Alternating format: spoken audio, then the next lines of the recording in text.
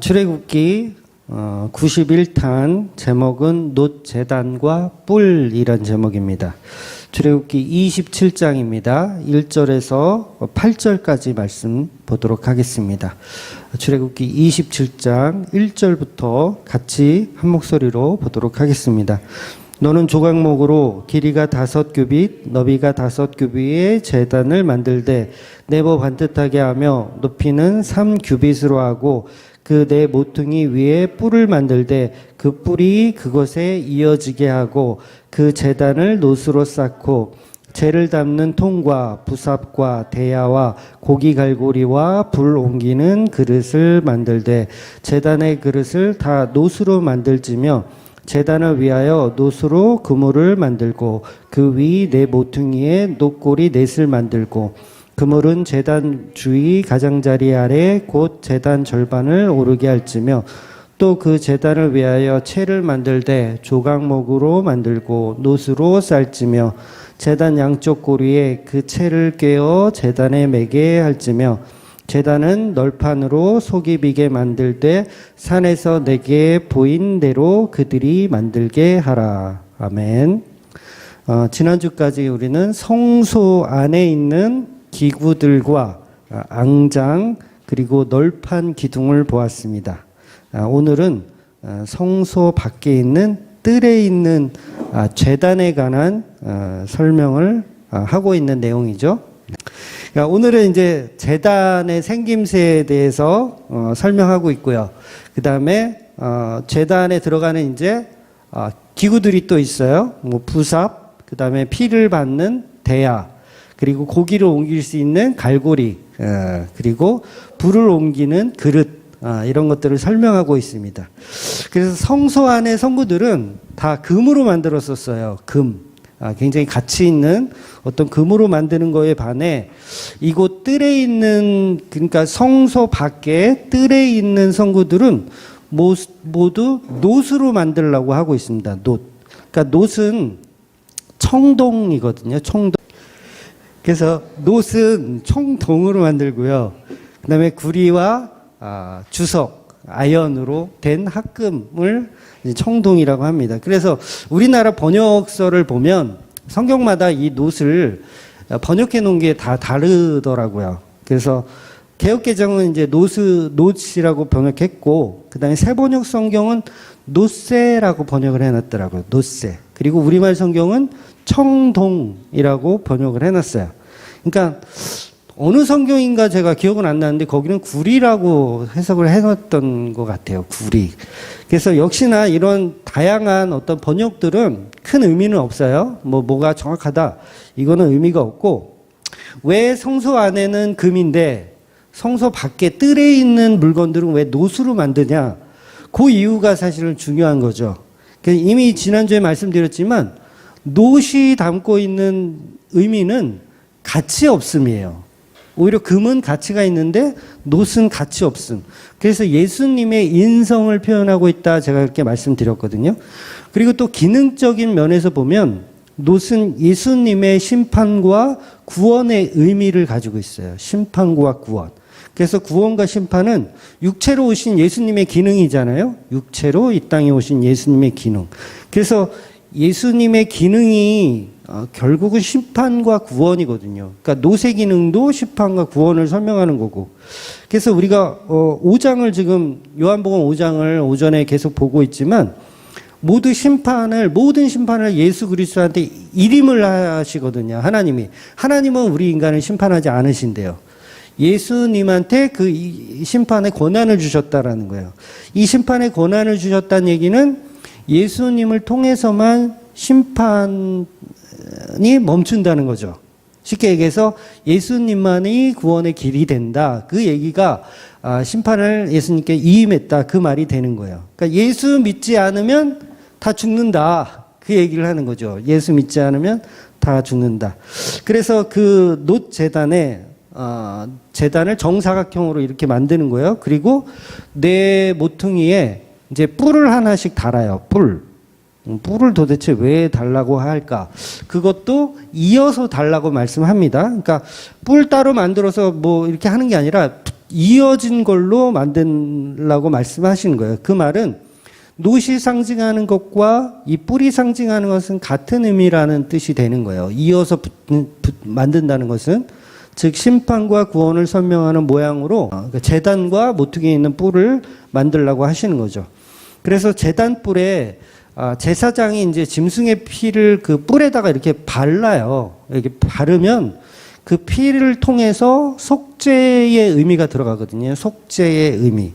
그러니까 한마디로 내가 무슨 큰 실수를 했다. 예를 들면 이제 나무를 하다가 도끼가 갑자기 이 나무 손잡이에서 빠져가지고 옆에 있는 친구가 맞아서 그 친구가 죽었다. 그러면 어떻게 해요? 살인을 한 거잖아요. 근데 내가 일부러 한 건 아니고 실수로 했을 경우 그랬을 때 어떻게 해야 돼요? 빨리 가서 뿔을 잡아야 되는 거예요. 제단 뿔을 잡으면 용서를 받는 그런 개념인 거예요. 그래서 구약의 도피성 우리가 아시잖아요. 도피성이 바로 그 뿔의 개념을 가지고 있어요. 그래서 죄를 지었을 때 도피성에 가서 그 뿔을 잡으면 산다는 의미로 도피성이 존재했던 겁니다. 그래서 시편에 보면 구원의 뿔이라는 표현이 있어요. 구원의 뿔. 그러니까 열왕기상 1장에 보면 그 다윗의 아들이 나와요. 넷째 아들인가 나오는데 아도니아라는 그 친구가 아버지를 이어서 다윗을 이어서 내가 왕이 될 거라는 어떤 김칫국을 먼저 먹어요. 그래서 내가 이제 왕이 되는구나. 그래가지고 이제 그 잔치를 벌이려고 계획을 하거든요. 나 이제 왕이 됐으니까 이제 즉위식이라고 하죠. 왕이 되는 어떤 그런 행사를 하려고 막 준비를 해요. 준비를 하는데 결국은 이 행동이 오만방자한 행동이죠. 다윗은 아도니아에게 왕위를 줄 생각이 없는데 혼자 김칫국을 먹고 있었던 거예요. 자기가 넷째니까 위로 셋째까지는 다 없으니까 이제 내가 왕이 되겠구나 생각한 거예요. 그런데 정작 왕의 자리는 솔로몬에게 가죠. 솔로몬은 더 아래 진짜 보이지도 않는 동생인데 솔로몬이 왕이 된다는 사실을 알게 되고 이 아도니아가 어떻게 해야 되겠어요? 까딱했다가는 내가 이거 설레발이 친 것 때문에 나 이제 왕자의 난을 당하겠구나. 나 죽겠구나라고 생각을 하겠죠. 그래서 어떻게 했냐면 이 아도니아가 제단뿔을 잡아요. 제단뿔을 잡아가지고 살아나는 일화가 열왕기상 1장에 나옵니다. 즉 이 뿔이 결국 도피성이고 이 뿔이 구원의 뿔이 되는 거죠. 죄를 지었을 때 살 수 있는 방법. 그래서 이 아도니아는 왕의 즉위식을 준비하고도 살아날 수 있었던 거예요. 물론 나중에 이제 죽긴 해요. 그 2장에 바로 다음 장에 나오는데 그 아버지의 여자를 아내로 달라고 했다가 솔로몬이 열받아가지고 이제 저거 해버리는데 그렇게 이 뿔은 구원의 속죄를 담고 있다는 거죠. 그리고 뿔 하면 또 생각나야 하는 게 있어요. 창세기에서 먼저 나오거든요. 창세기에서 뿔 하면 생각나는 게 뭐냐면 이삭의 번제 사건이에요. 이삭의 번제 사건에 보면 순양 한 마리가 그놈의 뿔 때문에 어디 걸려 있어가지고 그놈의 뿔 때문에 숲에 걸려서 버둥거리고 있는 거예요. 그래서 그걸 아브라함이 발견을 하죠. 그래서 그 순양을 대신 이삭을 대신해서 바쳐지는 거예요. 그러니까 순양 입장에서는 재수가 없는 거지만 이삭의 입장에서 보면 구원의 뿔인 거예요. 그 순양이 구원의 뿔이 하나님의 예비 여호와 이레로 하나님이 예비하심으로 구원의 뿔이 내게 구원으로 다가왔구나. 그래서 구원이 일어나는 걸 지금 제단 놋을 만드는 요 상황에 적용이 되어 있는 거죠. 그러니까 제단은 뭐냐면 우리에게 구원을 주는 장소를 표현하고 있는 거예요. 그래서 그 제사에 쓰는 그 짐승들을 보면 물론 조류는 아니겠지만 비둘기는 아니겠지만 짐승들은 다 뿔이 있더라고요. 생각해 보니까 수컷들은 다 뿔이 있어요. 양도 여러분 뿔이 있는 거 아시죠? 이렇게 뿔이 있어요. 그리고 소도 당연히 뿔이 있고. 그래서 아마 뿔이 없는 개나 고양이는 이건 제사로 쓰이지 않았던 이유가 이건 개인적인 해석이지만 뿔의 의미가 있구나. 뿔로써 우리는 구원을 받고 뿔로써 우리는 속죄함을 받는구나. 그런 개념이 있다라는 거죠. 그래서 이 뿔과 놋이라는 이 청동은, 이 금속은 심판과 구원 그리고 속죄를 의미하고 있다는 거예요. 그래서 철저하게 구속의 속죄를 의미하기 위해서 제단을 만들 때 금으로 만들지 말고 놋으로 만들라고 이야기하는 거예요. 이 놋은 예수님의 인성을 말하고 예수님이 십자가에 흘려서 돌아가시는 그 피를 상징하는 구원의 뿔, 예수 그리스도가 표현되어져 있는 거죠. 그래서 제가 이 출애굽기를 준비하면서 주석을 봤거든요. 주석 저는 뭐 여러 개는 안 봐요. 저희 목양실에 보면 주석이 있거든요. 몇 권이 하여튼 있어요. 주석인데 그거만 좀 참고하는데 거기 보니까 이렇게 되어 있더라고요. 놋이 금보다 열에 강해서, 불에 강해서 하나님은 이 놋이 금보다 강하기 때문에 제단을 만들 때 이 놋을 사용했다라고 그렇게 이제 주석에는 해석을 해놨어요. 근데 제가 생각해 보니까 물론 저는 금속 전문가는 아닙니다. 금속 전문가는 아닌데 놋은 제가 알기로는 뭐 청동이거든요. 청동 말 그대로. 그래서 아연, 구리 뭐 이런 게 합금된 건데 어떻게 놋이 금보다 더 불에 강할 수가 있을까? 신빙성이 좀 떨어지는 것 같아요. 혹시 아시는 분이 있으면 예배 끝나고 한번 알려주세요. 그러니까 단순히 놋이 불에 강하기 때문이라면 저 같으면 철로 만들려고 하겠어요. 놋보다는 철이 더 불에 강하거든요. 철로 만들려고 하나님이 그렇게 말씀하시지 왜 놋으로 만들려고 했을까? 그러니까 어떤 불에 강한 금속이 필요했다면 뭐 강철도 있을 거고 그 당시 여러분 철 있었어요? 철 없지 않았습니다. 철이 있었어요. 그러니까 스텐이나 뭐 티타늄 뭐 이런 게 있었을지는 모르겠지만 하나님이 강한 금속이 필요했으면 그런 것도 얼마든지 만들 수 있게끔 하셨겠죠. 그런데 그런 불에 강하기 때문에 놋을 사용했다라는 것보다는 오히려 그 반대의 경우예요. 오히려 더 형편없고 쓸모없는 금속이기 때문에 지금 그 금속을 가지고 제단을 만들려고 하는 게 하나님의 뜻이라는 거죠. 그러니까 하나님은 늘 이런 식이에요. 약한 것을 들어서 강한 것을 부끄럽게 하는 스타일이거든요. 그러니까 애굽에서 나올 때 얼마든지 더 좋은 뭐 철광석을 가지고 나올 수 있게 분명히 하실 수 있거든요. 그러니까 금과 은도 사실은 이스라엘 백성 게 아니었잖아요. 나올 때 가지고 나온 거예요. 하나님의 은혜로. 그럼 얼마든지 애굽에는 지금 철기 문화가 발전해 있었기 때문에 철을 들고 나오라고 할 수 있어요. 그래서 그 철을 들고 나와라. 그리고 그걸 가지고 이 놋을 만들 때, 놋이 아니라 제단을 만들 때 사용해라 라고 말을 할 수 있는데, 지금 하나님은 계속, 놋으로 만들라고 이야기 하시는 거예요. 그러니까 청동은 녹는 점이 금하고 별 차이가 없는 걸로 제가 알고 있어요.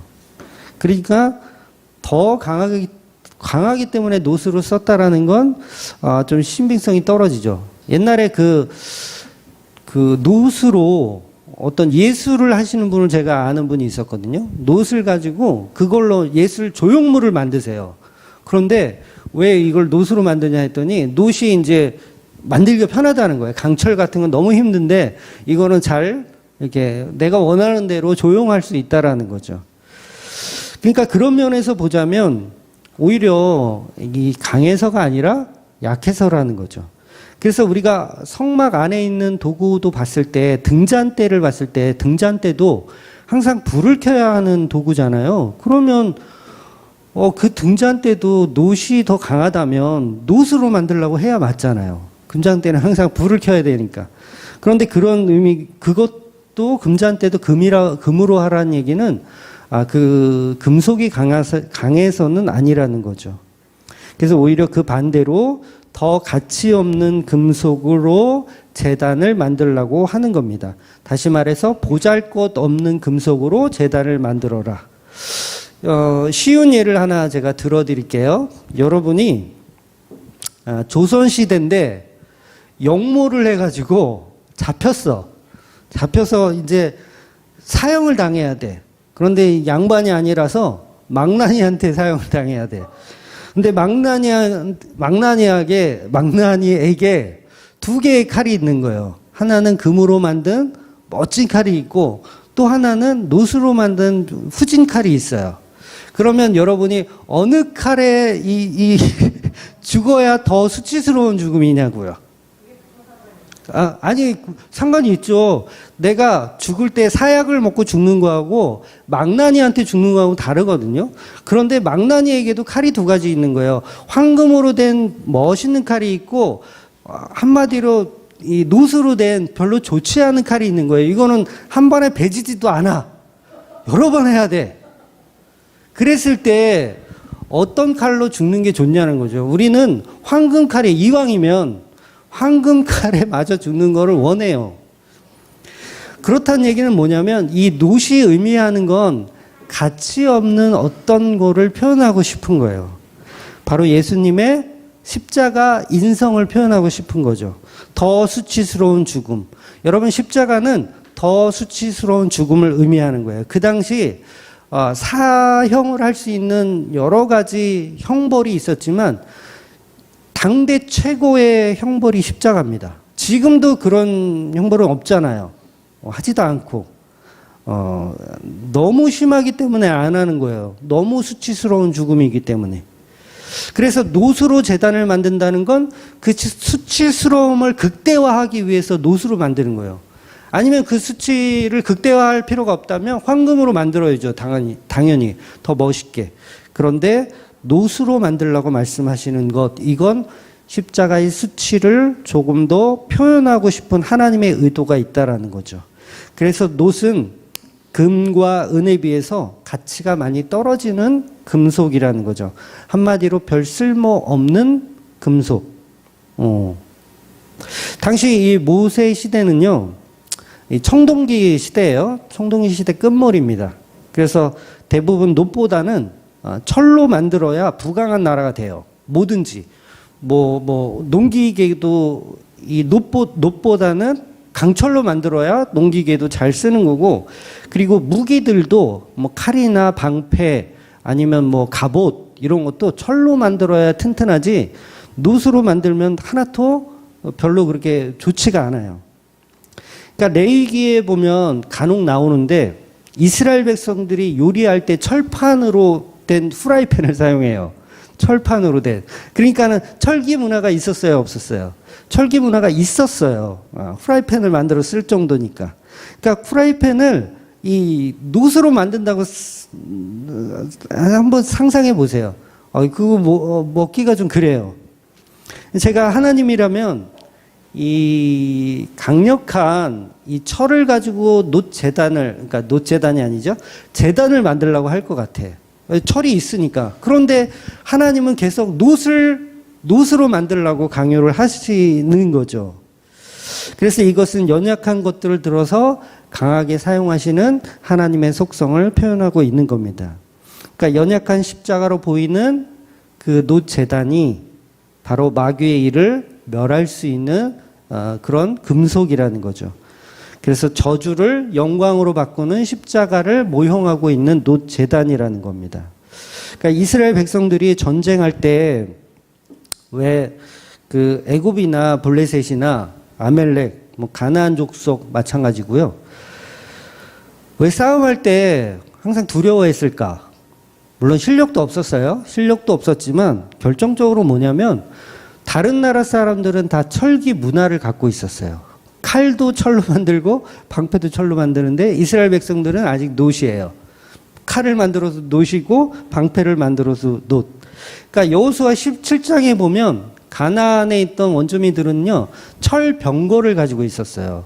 철로 된 마차를 가지고 있었다고요. 우리나라 지금 현재로 치면 뭐 장갑차 같은 게 있는데 우리는 여전히 니아까 끌고 전쟁하는 거예요. 저기는 막 철갑으로 된 그런 무기들이 있는데. 그러니까 사실 다른 나라 사람들은 그렇게 철 제작하는 게 이미 지금 다 되어 있는데 하나님이 왜 이스라엘을 선택했을까라고 했을 때 그 점도 저는 무시할 수 없는 거라고 생각해요. 다 문명이 발달되어 있는데 이스라엘만 능력이 없는 거예요. 여전히 청동기 문화를 살고 있어. 다른 사람들은 다 철기 문화를 사는데 이스라엘 백성만 아직 청동기 문화를 살고 있는 거예요. 그러니까 얘네들은 연약하구나. 얘네들은 없구나. 내가 얘네들을 들어서 써야겠다라고 하나님의 개입이 그 약한 것들에게 들어온다라는 거죠. 이게 바로 십자가 은혜를 설명하는 겁니다. 그래서 철기 문화를 갖고 있는 사람과 청동기 문화를 갖고 있는 사람과 싸우면 당연히 철기 문화가 이겨야 정상이잖아요. 근데 청동기 문화가 이기더라는 거예요. 그러면 그 이김을 통해서 하나님 뭘 하고 싶은 거냐면 하나님의 역사를 표현하고 싶은 거죠. 이건 이스라엘 백성들이 훌륭해서가 아니라 하나님의 능력으로 전쟁에서 승리한다라는 걸 표현하고 싶더라는 거죠. 그래서 이스라엘 백성들은요, 계속 이 철기 문화로 못 가요. 철기 문화를 못 가고 계속 청동기 문화에 머물러 있어요. 그러니까 하나님은 철병고를 이스라엘에게 일부러 주지 않으시는 거예요. 그거 줘서 이기면 쥐들이 잘했는 줄 알거든요. 그래서 인간의 힘으로 승리했다라고 생각하기 때문에 철기 문화를 주지 않는 거예요. 그래서 오늘 이 제단도 노스로 만들라고 말씀하시는 겁니다. 그래서 이것은 예수님의 인성 말고 다른 의미가 사실 없어요. 다른 의미 없습니다. 그러니까 약한 데서 강한 것을 드러내는 십자가의 속성을 표현하고 있는 거죠. 그래서 놋이 불에 강해서가 아니고 오히려 볼품이 없어서입니다. 그래서 신명기에 보면 불뱀 사건 나오잖아요. 불뱀 사건. 모세가 놋으로 뱀을 만들어요. 그리고 그거 쳐다보면 사는 거죠. 그러면 이왕이면 여러분 뱀을 만들 때 뭘로 만들어야 되겠어요? 저라면 황금으로 만들어요. 당연히. 뱀을 만들려고 하면 황금으로 만들어요. 아니면 황금이 좀 없으면 강철로 만들든가. 그런데 모세는 뭘로 만들어요? 놋으로 만드는 거예요. 놋으로 뱀을 만드는 거예요. 왜 이렇게 놋으로 만들었을까? 볼품 없는, 능력 없는 십자가를 표현하고 싶은 하나님의 은혜가 거기 숨겨져 있는 거죠. 그래서 그 볼품이 없는 놋뱀을 장대에 걸어서 가장 볼품 없는 모습으로 서 있는 예수 그리스도의 십자가를 쳐다보는 자가 구원을 얻는다라는 걸 표현하고 있는 겁니다. 그러니 오늘 본문에서 이 놋이 상징하는 것은 영원한 예수 그리스도의 인성을 표현하고 있는 것이고 곧 그게 십자가의 비밀을 설명하는 내용이에요. 그러니 놋으로 만든다는 건 오히려 강해서가 아니고 약함을 표현하기 위한 하나님의 말씀이라는 거죠. 그래서 다윗과 골리앗이 싸울 때 골리앗의 복장을 성경이 정확하게 디테일하게 표현하고 있거든요. 뭘 입었는지를. 근데 그 내용을 보면 골리앗이 머리에는 놋 투구를 썼고 다리에 놋 각반을 찼고 어깨 사이에도 놋 단창을 메고 있었고 갑옷도 놋으로 조각조각 비늘처럼 조각조각 만들어서 입었다라고 표현하고 있어요. 그리고 무게까지 설명합니다. 그 골리앗이 입고 있었던 그 놋의 무게가 5,000세겔이라고 불필요하게 너무도 디테일하게 설명하고 있어요. 그리고 5,000세겔이면 거의 50kg거든요. 갑옷 무게만 50kg. 그러면 뭐 투구, 각판, 이런 것까지 다 하면 100kg가 넘는 거예요. 여러분 아무리 골리앗이 키가 3m가 넘었다고 하더라도 100kg를 들고 여러분 이 매구서 칼싸움을 한다고 생각해 보세요. 차라리 벗고 하는 게 나을걸요? 안 그렇습니까? 100kg를 쥐고 칼싸움을 하는 것보다 차라리 맨몸으로 벗고 하는 게 나아요. 여러분 그러면 왜 골리앗이 이런 놋으로 된 투구와 갑옷을 입고 이스라엘 백성 앞에 서서 뭐라고 이렇게 저주를 했을까? 이건 뭐예요? 이건 조롱하고 있는 거예요. 이스라엘 백성들을 조롱하고 있는 겁니다. 그래서 골리앗이 갖고 있는 칼 있죠, 칼. 칼은 철로 만들어져 있는 거예요, 강철. 요거는 상대를 베어서 죽여야 되니까 강철로 되어 있고 이 골리앗이 입고 있는 갑옷들만 놋으로 되어 있는 거예요. 그러니까 이 골리앗은 이미 철기 문화를 갖고 있음에도 불구하고 철로 된 방패, 철로 된 갑옷이 있었어요. 그런데 왜 놋을 입고 나와가지고 이러고 있죠? 이거는 이스라엘을 조롱하고 있는 거예요. 야, 너네는 아직도 철기 문화가 없다면서? 그러면서 우리를 어떻게 이길 수 있어? 실제로 이 이스라엘의 왕 사울은요, 놋 갑옷을 아직도 입고 있는 상태예요. 그러니까 골리앗이 나와가지고 누구를 조롱하고 있는 거예요. 놋을 입고 있는 아직도 이 현치 않은 너희들을 지금 비웃고 있는 거예요. 골리앗이. 그러니까 그 영화 황산벌 혹시 기억나세요? 영화 황산벌 보면 거기 이제 백제와 고구려가 서로 대치된 상황에서 서로 나와가지고 조롱을 합니다. 조롱을 해요. 그 어떤 분이 그런 조롱을 하죠. 우리는 밥을 먹어도 반찬이 40가지가 넘어 이러면서 이제 조롱을 하는 거예요. 그러니까 골리앗이 딱 지금 그런 상황인 거예요. 야, 너네들은 아직도 철 가지고 프라이팬이나 만들어서 써먹는다며? 아직도 이런 놋으로 된 옷을 입고 전쟁에 나간다며? 그러면서 골리앗이 놋으로 된 그 갑옷을 입고 이스라엘 백성들을 조롱하고 있는 겁니다. 놋이 비늘처럼 주렁주렁 달고 있어요. 그러니까 이스라엘을 조롱하는 퍼포먼스를 골리앗이 계속하고 있는 거예요. 여러분, 고대 그 중동 지역에서 발견된 그 투구들을 보면요. 그리스에 있는 투구들도 그렇고, 투구를 왜 쓸까요, 여러분? 이마, 머리를 보호하기 위해서 투구를 써요. 그러니까 사진 같은 거, 그림 같은 거 보시면 아시겠지만, 투구들은요, 그 고대 투구들은 거의 코하고 뺨까지 다 가려요. 거의 이렇게 쓰는 거예요. 원탁의 기사, 뭐 그런 것처럼. 이마가 보인다? 이거는 불가능한 그건 투구가 아니에요. 그 바이킹 투구도 보면 이마는 다 가리거든요. 뿔이 이렇게 달린 바이킹 투구. 이마는 다 가려요.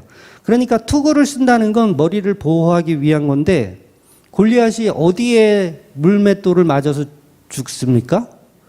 이마에 물맷돌을 맞아서 죽어요. 그러면 이 열왕기상에서 보면 놋으로 된 투구를 쓰고 있는데 왜 이마에 맞아서 죽을까? 이거 해석이 안 돼요. 그러니까 이 얘기는 뭐냐면 골리앗은 물론 골리앗이 이제 3m가 넘으니까 얼굴도 길어가지고 이게 안 맞았다. 뭐 이렇게 할 수도 있지만 아니 골리앗 같은 그 위대한 그 군인에게 장군에게 아니 투구를 맞춤 제작을 안 했겠어요?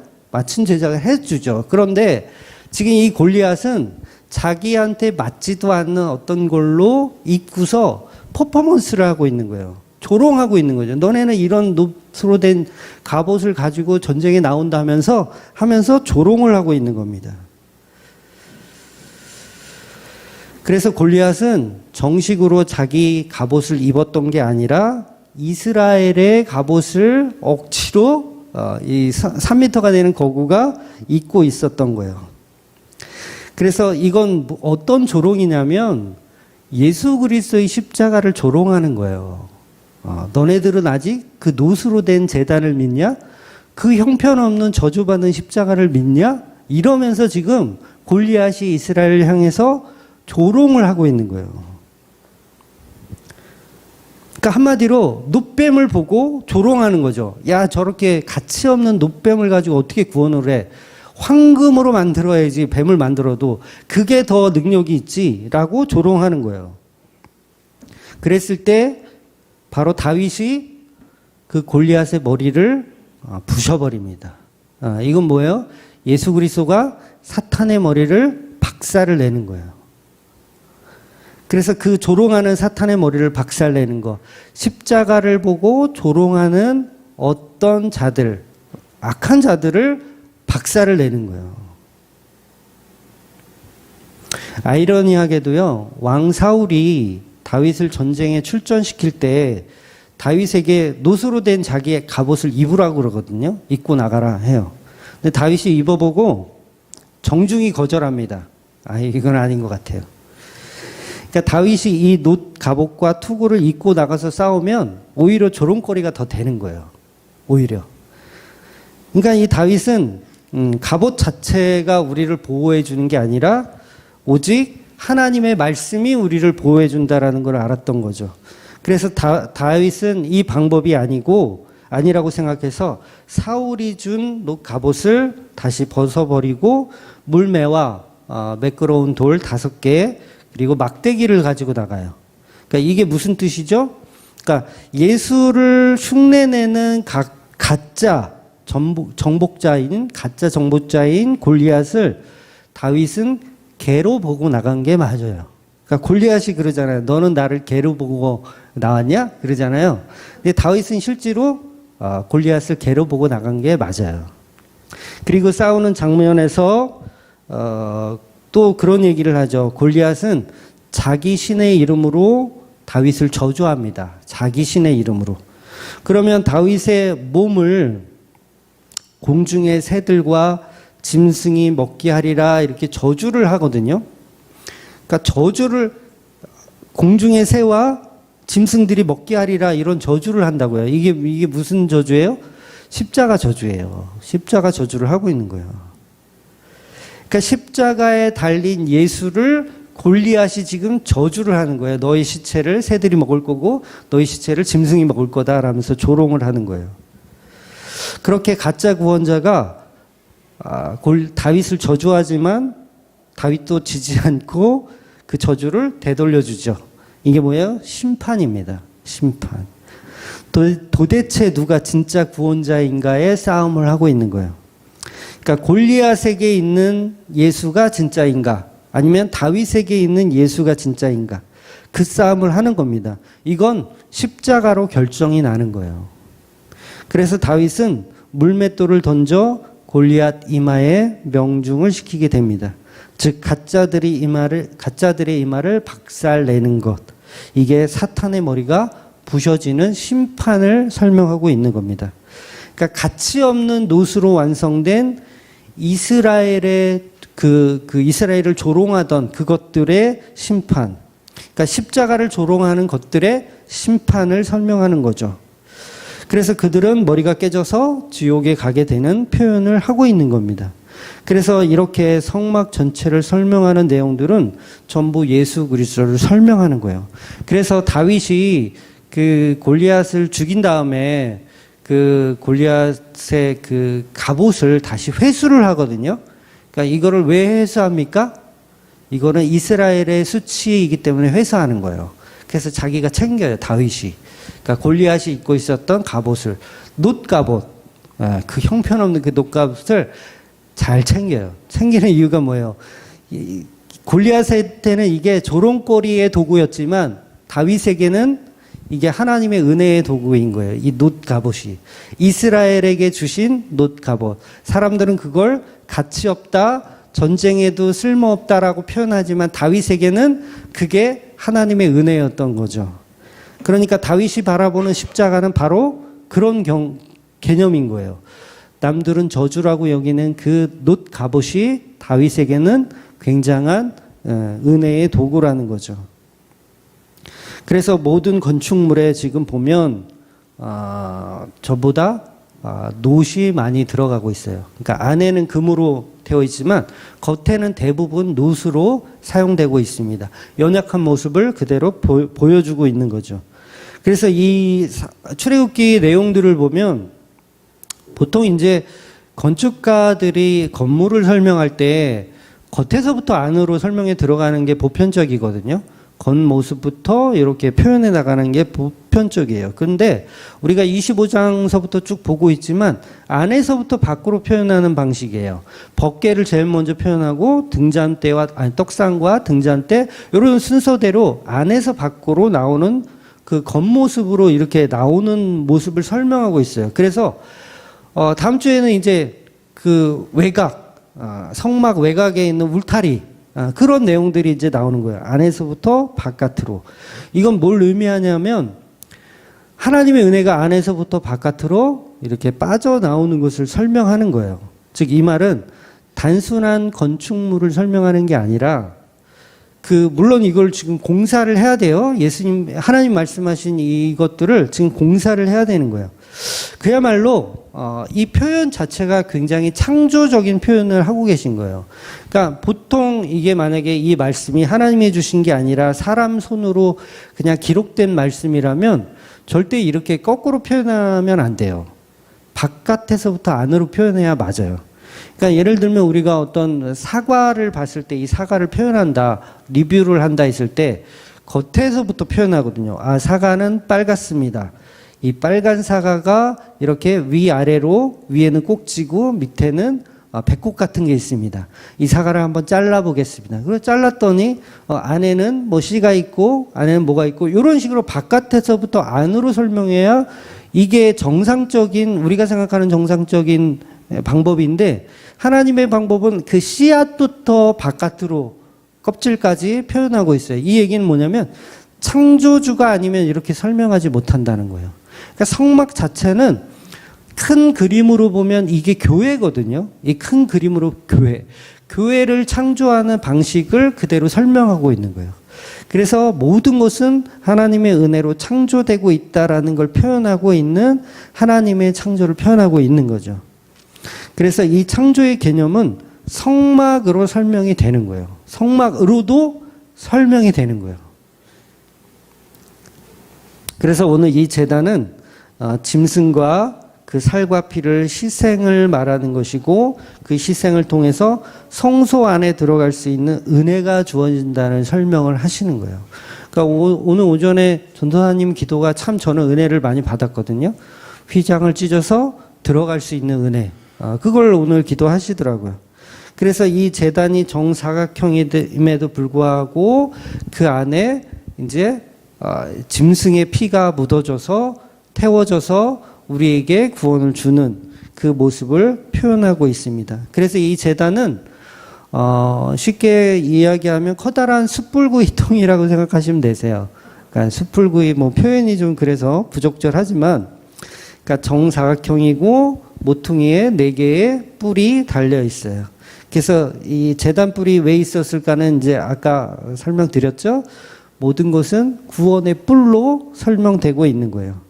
그래서 성경 여러 곳에 이 뿔에 대한 내용이 나오는데 누가복음 한 군데만 한번 찾아보고 말씀 마무리할게요. 누가복음 1장 67절에서 69절을 보면 그 붙인 사가랴가 성령의 충만함을 받아 예언하여 이르되 찬송하리로다 주 이스라엘의 하나님이여 그 백성을 돌보사 성령하시며 우리를 위하여 구원의 뿔을 그 종 다윗의 집에 일으키셨으니. 그러죠? 여기서도 구원의 뿔이라는 표현이 나오죠.